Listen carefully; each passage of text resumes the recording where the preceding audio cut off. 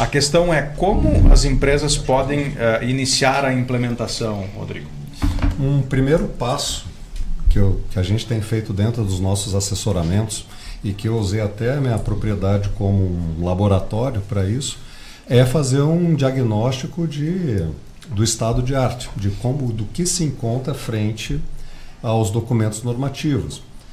Como é que o Brasil padronizou e estabeleceu um procedimento recomendado aqui? Via ABNT, que é a ABNT PR 2030, que estabelece quais são os elementos, né, que a gente tem que recomendar e conforme as ações desse documento, se é pertinente ou não para o negócio. E essa que foi uma grande sacada da ABNT junto com essa Associação Internacional, a GRI, que há parâmetros que você, por exemplo, você faz uma qualificação, exemplificando, na parte ambiental, uso de solo. Se isso tem que ser bem feito e dar um grau de importância para isso, para realmente qualificar os pontos frente ao impacto que a sua atividade pode causar. Uhum. Mas aqui, por exemplo, no nosso podcast, qual que é o impacto no uso do solo? Nenhum. Então, não precisa ser feito. O que nós faríamos aqui se fosse o podcast, nós implantarmos a ESG nessa estrutura? Do ponto de vista ambiental, o que nós faríamos, por exemplo? Por exemplo, do ponto de vista ambiental, como é que é o conforto térmico que vocês fazem uso e, consequentemente, o uso racional de energia? Se eu estou usando ar-condicionado, se a fonte de energia pode ser uma fonte de energia limpa, por exemplo. Isso, se é fotovoltaica, se é eólica. Muito bem. Do ponto de vista social?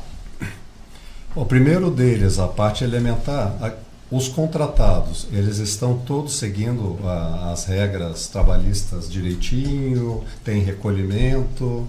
Aí uma outra questão social. Nível de satisfação com o trabalho também. Isso pode ser medido. Outras ações paralelas. Vai participar da cobertura de um evento ou está promovendo uma entidade social via rádio. Uhum. São exemplos de ações que podem ser consideradas dentro desse pré-diagnóstico. Muito bem. Ambiental, social e aí em termos de governança? A parte de governança. Se tem os números contábeis bem definidos, começa por aí o beabá.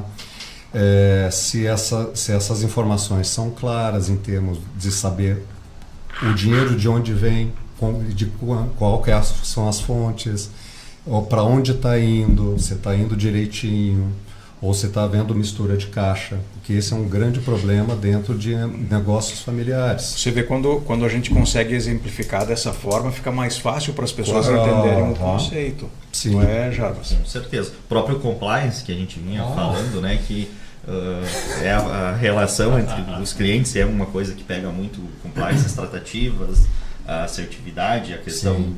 De fechar as contas, né? E depois o contrato, se os dados estão bem protegidos, LGPD, com base né? nas leis de proteção de dados, LGPD. E isso é parte do compliance, que fazendo um resumão, como a gente veio conversando aí, nada mais é do que o quanto você segue as normas do setor ou as leis gerais. Então, numa escala de 0 a 100%, quantos por cento está seguindo? Isso é um compliance. Como é que vocês têm observado a adoção desse sistema nas empresas? Elas estão ingressando num ritmo mais acelerado de um tempo para cá? Ainda é uma questão que vem sendo caminhando devagar? O que dá para se estabelecer relacionado a isso? Todos os perfis, e aí eu peço aí a colaboração dos amigos aí que tem bastante experiência de chão de fábrica também, independentemente do tamanho, independentemente do modelo de negócio. As multinacionais que querem acessar os mercados europeus e americanos principalmente, já vem sendo cobrado há muito tempo.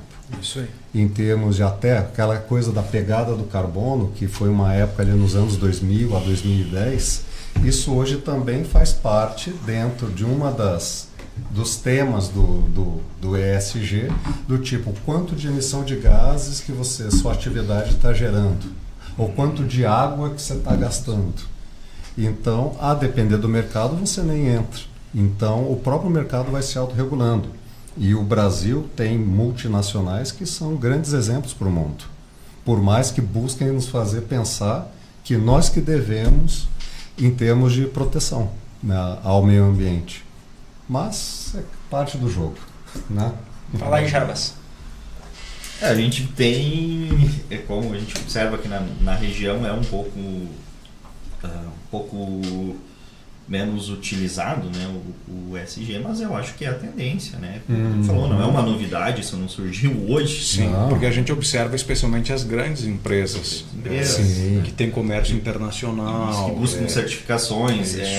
Para você manter uma certificação, você tem que ter rastreabilidade de processo, você tem que ter uma organização muito grande. E na verdade, o ESG nada mais é do que uma ferramenta que facilita essa.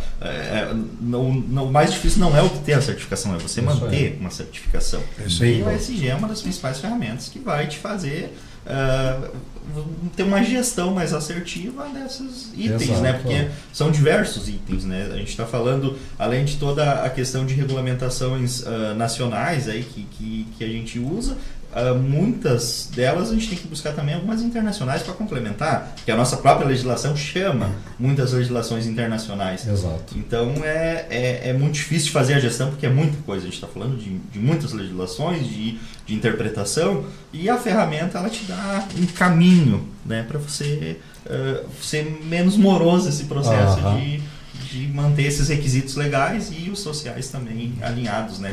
E aí a questão, além das regulações, tem uma série de associações e entidades Brasil afora e mundo afora que chega para realmente fazer uma auditoria para dizer ali dentro do setor de petróleo e gás tem dentro da agricultura tem outro, porque, por exemplo, os nossos aí produtores de proteína animal, basicamente eles têm linhas imensas de produção de gado, de aves ou de outros cortes que são considerados cortes verdes, porque considerando ali o quanto que precisou para poder produzir aquela carne que gastou de energia, de água e teve queima de carbono, o saldo seria negativo.